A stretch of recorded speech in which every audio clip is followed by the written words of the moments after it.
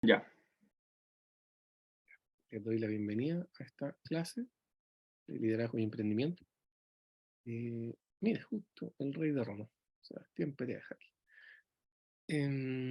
Y vamos a conversar hoy día sobre intraemprendimiento. ¿Ya? Primero, ¿qué es el intraemprendimiento? ¿Alguna vez han escuchado el concepto? ¿Les suena de algo?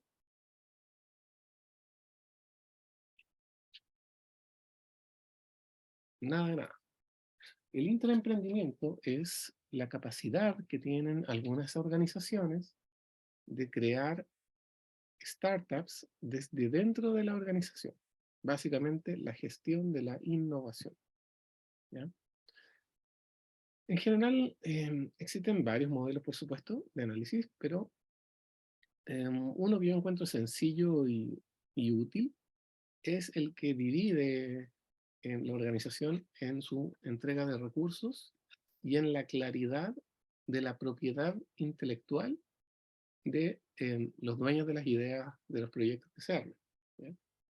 Donde una organización que no entrega recursos para la innovación y la tecnología y al mismo tiempo es difusa en términos de la propiedad, o sea, si usted tiene una idea, no va a quedar claro que usted es el dueño de la idea, entonces es una organización oportunista, porque se aprovecha de las ideas de sus trabajadores o de su gente o del dueño o de quien sea. Una organización que sí entrega recursos, pero que no tiene clara la propiedad, se considera una organización habilitadora o enabler. Una organización que no entrega recursos, pero sí es clara en términos de la propiedad, es una organización estimuladora. Y finalmente, una organización que es clara en la propiedad y sí entrega recursos, es una organización productora, porque es aquella que efectivamente recibe esto en lo que está invirtiendo, que vendría a ser la tecnología nueva, la startup, la innovación, lo que fuera. ¿Ya? Ejemplos de eso, por supuesto, está 3M, o cuando veíamos los objetivos, ¿se acuerdan? O la propia Sandvik, con los objetivos que también tenían que ver con la innovación. Em, Gmail de Google, que fue justamente un prototipo creado por eh, un trabajador de Google que le tincó la idea y fue tan exitoso que terminó ganando parte de la propiedad de la empresa, em, donde por supuesto ahí se respeta y se reconoce como dueño de la idea y del proyecto. ¿Ya? Lo mismo pasa con otras organizaciones. Alguna vez vi, por ejemplo, en Microsoft, que cuando yo estaba allá en San Francisco, ellos tenían un espacio todas las semanas, tenían un espacio para irse a un laboratorio a jugar con cosas nuevas que se les fueran ocurriendo. Entonces, hay un acto voluntario por parte de la organización de fortalecer la capacidad de innovación en su gente. Yo mismo, em, siempre tengo espacios, yo trabajo en transformación digital y lo que se espera es que parte de mi trabajo incluya también, por supuesto, la investigación y el desarrollo de nuevas tecnologías que yo pueda aplicar en pro de la organización. ¿Ya? En eso. Y por supuesto, además hay áreas específicamente dedicadas a la investigación. Nosotros tenemos hoy tesistas de magíster, por ejemplo, a los que se les financia la tesis y ellos hacen tesis enfocadas en desarrollo de nuevos materiales, desarrollo de mejores sistemas de distribución energética para los distintos equipos que nosotros tenemos en la empresa y así sucesivamente. ¿Ya? O sea, se espera que se haga investigación tecnológica y que esa investigación tecnológica se aplique. ¿Ya? Elementos claves que tienen que existir en una empresa innovadora.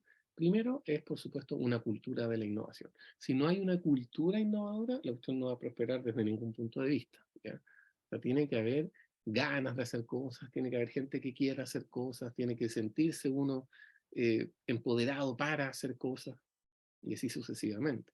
Tiene que existir la gestión del conocimiento, cosa que tiene que haber una gobernanza de aquello que se aprende, cosa que el conocimiento no se pierda, no estemos haciendo en, qué sé yo, 10 áreas distintas, exactamente lo mismo, en 5 países diferentes, las mismas innovaciones, pero como no se conversa, entonces eso al final es un desperdicio quíntuple o déctuple de recursos, ¿verdad? Y tiene que haber también una gestión de proyectos. ¿Qué significa eso? Áreas encargadas de que los proyectos de innovación se lleven a cabo, se vean sus resultados, se prototipen, se implementen y así sucesivamente. O sea, que no quede al arbitrio solamente de cualquiera, ¿ya? Específicamente yo antes, por ejemplo, trabajaba en Operations Development, en desarrollo de operaciones, y nosotros estábamos a cargo de implementar proyectos de innovación en distintas áreas de la empresa. Una suerte de consultora dentro de la organización, ¿ya? Entonces, como les decía, la cultura de una empresa son todos los atributos, valores, símbolos, creencias, etcétera. Ya todos los supuestos apropiados, aceptados, las características individuales, colectivas. Por ejemplo, ¿a qué se refiere eso? Que cuando un jefe es déspota, normalmente los supervisores que están bajo él también son déspotas, y normalmente eso significa que los trabajadores viven en un ambiente tóxico que consideran normal, ¿me entiendes? Porque la cultura de la organización es despótica, ¿ya? Em, entonces, ¿cuáles son atributos de la cultura? La formalidad en las relaciones, está muy de moda. Por ejemplo, a mí me pasó estando en Suecia alguna vez que el que hoy día es presidente de una de las divisiones de Sandvik, alguna vez me saludó, yo no sabía quién era, y estábamos conversando, nos tomamos un café, y una vez que se fue, me dijo mi jefe, uy, ¿conociste a Peter? Y dije, ¿qué Peter? Peter Junelin, el actual presidente de la división. Y yo nunca lo vi venir, ¿me entiendes? Para mí era un chiquillo más que estaba, o sea, no un chiquillo, pero, pero se entiende, una persona con la que estaba conversando sin ningún tipo de distancia, ¿ya? Entonces la formalidad es un atributo extremadamente claro de la cultura. Las relaciones con los subalternos. Nosotros en Latinoamérica en particular tenemos una relación jefe-subalterno extremadamente autoritaria, súper, súper, súper marcada, ¿ya? Entonces ahí eso es parte de nuestro quehacer constante en el día a día, ¿ya? En las alegrías, el placer por lo que se hace. Yo me acuerdo alguna vez en Comarso, hace muchos años, se llamaban encuestas de clima laboral, y, y siempre había áreas que salían malas y no se tocaban, ¿no? Cuando decían, no, es que pagan poco, bueno, ya, entonces no hablemos de este tema, porque no vamos a cambiarlo, ¿ya? Bueno, eso está mal, ¿verdad? O sea, si tú quieres hacer un clima laboral adecuado, bueno, tienes que hacerlo en forma adecuada, ¿ya? En aversión al riesgo o no, la capacidad de tomar riesgo, si hay aprendizaje continuo en la organización, si hay reconocimientos, ¿ya? Si la gente se siente reconocida en sus logros, respeto por las tradiciones, etcétera, ¿ya? Entonces necesitamos fomentar que exista innovación, que exista originalidad en la cultura.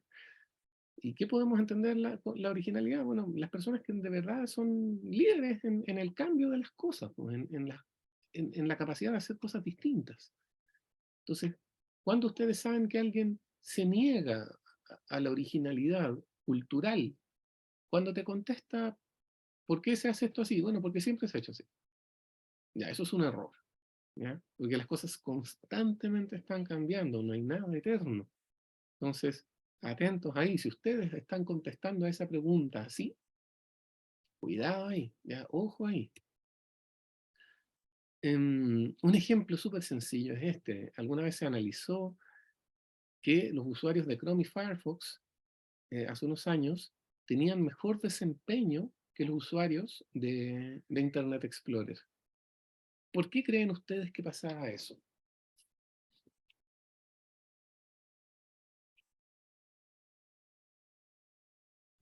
Porque el Internet Explorer era muy lento. No.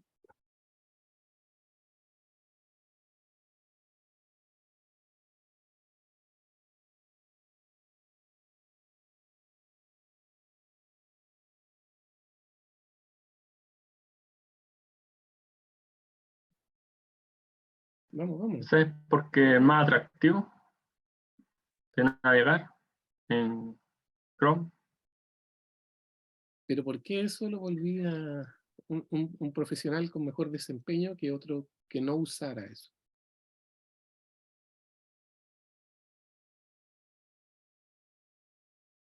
Mm,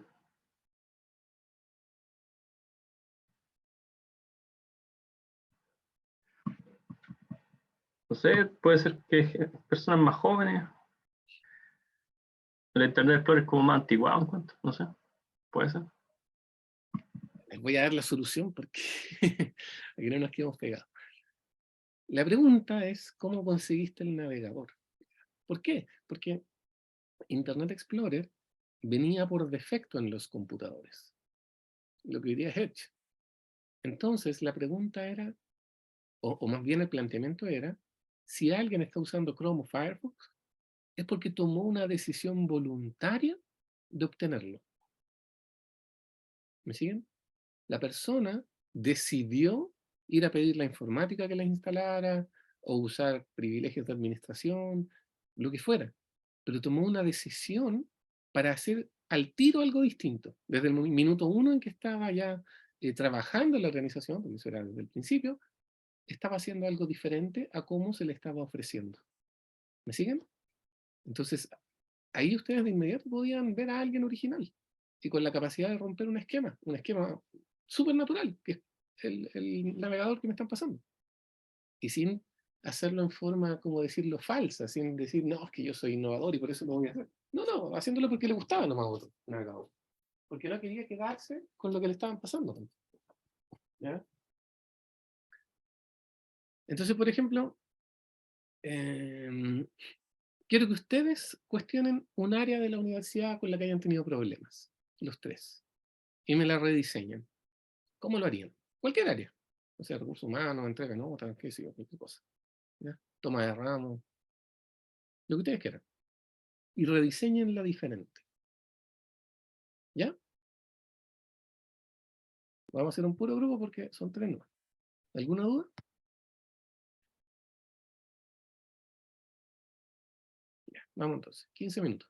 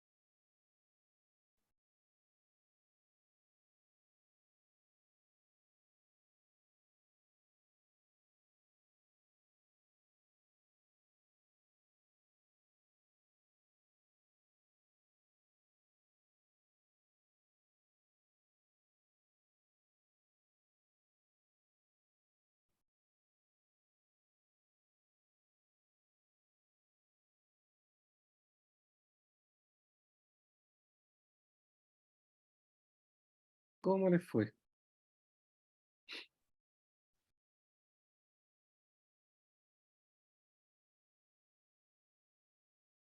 ¿Cómo estuvo Bien, el trabajo?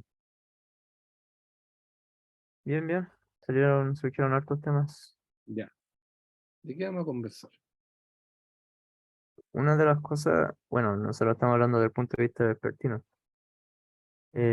Una de las cosas, lo primero que conversamos fue el tema administrativo de la universidad. Ya. Que cuando uno necesita una consulta o ante cualquier duda, por lo general, uno termina haciendo el trámite. Y así como eh, prácticamente yo por lo general siempre termino yendo a la universidad a solucionar el tema personalmente con cualquier duda que tenga. Y a veces no son con las personas indicadas, No, se pierde tiempo ahí buscando. Acá. claro. Entonces, ese es un punto que nosotros nos gustaría mejorar de la universidad, que no se pase la pelota del uno al otro. Entonces, yo creo que ahí falta un tema de planificación. De ¿Cómo? aló, aló, ¿se escucha? Ahora sí. Eh, Mejorar la dirección, la organización. El otro punto que también queríamos mejorar es que eh, en sí la universidad hace muchas actividades, pero por lo general va dedicado a las personas diurnas, más que los vespertinos. Esa es una crítica tradicional. Claro. Y, por ejemplo, obviamente las actividades que realiza la universidad es para personas con mucho tiempo.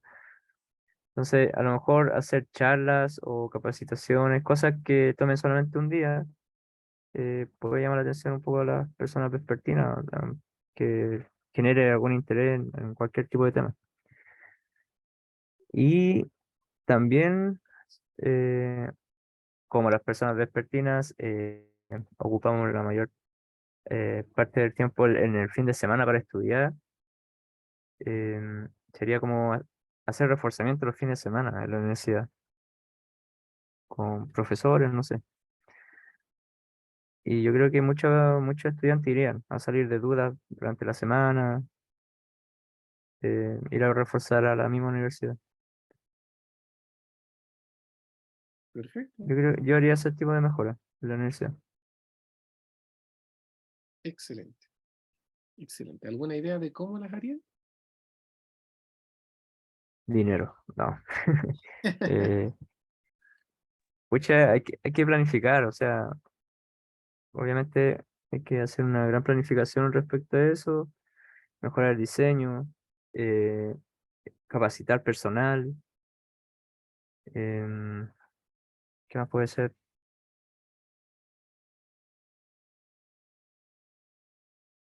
Monitorear los procesos en el momento en que se hagan los cambios. Pero más abierto, dice tú. No, no hay- Claro, Ya, perfecto. Muchas gracias. ok. Sí, bueno, ustedes estuvieron ahí analizando la U, cómo podían mejorarla. Y eso es una forma de empezar a trabajar la originalidad y la creatividad. ¿Ya? Tenemos que hacer cosas que nos cuesten, que nos resulten difíciles, porque eso nos permite abrir caminos neuronales que no normalmente tenemos, obviamos, y porque nos acostumbramos a pensar de la misma manera siempre. Entonces, un ejemplo de esto es que se ha demostrado que en general los científicos que son ganadores del Nobel tienden a ser, por ejemplo, tienen muchas más posibilidades de que sean músicos que el promedio de los científicos. Son el doble de veces más probable que sean músicos. 7 veces más probable que pinten o dibujen, 12 veces más probable que escriban ficción o poesía, y 22 veces más probable que sean actores o magos, ¿ya? Que la magia tiene mucho, mucho de teatro, por supuesto. Entonces, estas áreas artísticas sí nos permiten desarrollar áreas en nosotros que son útiles también para nuestras profesiones, en particular en la ingeniería, ¿ya? Entonces hay que permitirse hacer cosas diferentes. Por eso les preguntaba, ¿cómo rediseñarían la universidad? Porque planificación o cosas así son formas bien estándares, pero la idea acá es salir un poco de la caja y tratar de romper y soñar nomás. O sea, ¿cómo lo cambiaría? Bueno, yo le pondría, qué sé yo, una aplicación que me permitiera descargar todos los documentos que necesito y chao. ¿Ya? ¿Me siguen? O un mapa de la U interactivo que tenga todas las personas con las que tengo que hablar. Y listo. O estas clases que estábamos conversando de reforzamiento. ¿Ya? Entonces, romper un poquito con los moldes y hacer las cosas que nos cuestan, como les decía, es algo que nos puede ayudar mucho, mucho a desarrollarnos como profesionales, como ingenieros. Ejemplos de eso hay varios. Yo tengo un par que son mis favoritos. Einstein, desde que era muy niño, su mamá lo obligaba a estudiar violín y a él no le gustaba, le costaba mucho.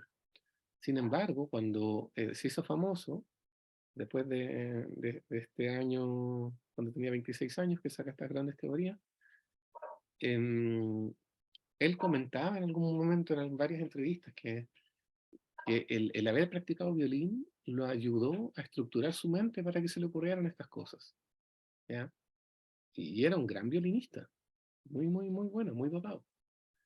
Otro ejemplo de esto es Galileo. Galileo, si bien vio la luna y todo lo demás en su telescopio, que no era el único telescopio de la época, la gran diferencia es que él notó los cráteres en la luna. Y esos cráteres solo los podía ver, porque como les digo, había pares de él que estaban mirándole y no los veían, porque él era un pintor. Y Galileo pintaba en grises. Él dibujaba en grises. Entonces estaba acostumbrado a notar diferencias sutiles en los tonos de gris. Y eso es lo que le permitió a él notar los cráteres de la Luna. Entonces, es lo mismo, una facultad por desarrollo artístico, a él lo ayudó a volverse uno de los científicos más famosos de la historia. ¿Ya? Entonces, siempre permitirse hacernos cosas que nos cuestan para abrir otros caminos neuronales, otros caminos sinápticos, y con ello mejorar como profesionales en nuestras áreas. ¿Ya? ¿Cómo saber si las ideas que tenemos son buenas? En general, las gerentes y jefaturas han llegado a donde están porque han tenido buenas ideas y por lo tanto creen que saben por defecto qué es una buena idea, que son las que se parecen a las que ellos tienen.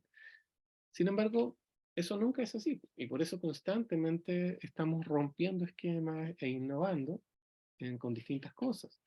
Un ejemplo de eso es Harry Potter, uno de los libros más famosos de los últimos 100 años, que fue rechazado por varios editores porque lo encontraban muy largo para que fuera interesante para los niños. Y ya sabemos lo que pasó. ¿Ya? Entonces, ¿cómo podemos saber si las ideas son buenas? Preguntándole a los pares, a los colegas. ¿Ya? Si a una jefatura no nos va a escuchar, entonces preguntémosle a nuestros pares. Y eso nos puede dar un pie a tener una visión desde fuera de nosotros con respecto a la innovación que estamos intentando llevar a cabo. ¿Ya?